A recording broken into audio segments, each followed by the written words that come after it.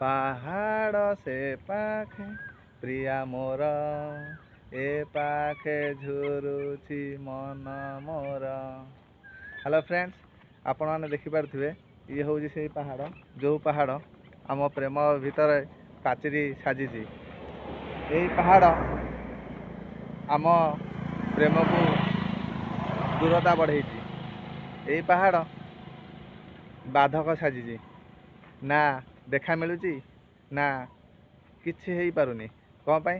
କାରଣ ସେ ମୁଣ୍ଡରୁ ଆରମ୍ଭ କରି ଏ ମୁଣ୍ଡ ପର୍ଯ୍ୟନ୍ତ ଯାଇକି ଯେଉଁ ପାହାଡ଼ ଅଛି ସେପଟେ ବୁଲିକି ତାଙ୍କ ଘର।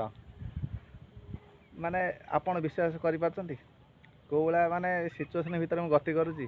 ନା ତାକୁ ଦେଖା ମିଳେ। ଦେଖନ୍ତୁ ଏତେ ବଡ଼ ପାଚେରୀ ପାହାଡ଼ ଛିଡ଼ା ହେଇଛି, ନା ତା ମୁହଁ ଦେଖାହେଉଛି, ନା ତାକୁ ଦେଖିପାରୁଛି, ନା କ'ଣ କରିପାରୁଛି।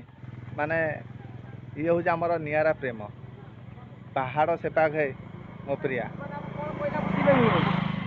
ଆଉ ଏ ପାଖରେ ମୁଁ ଅଛି।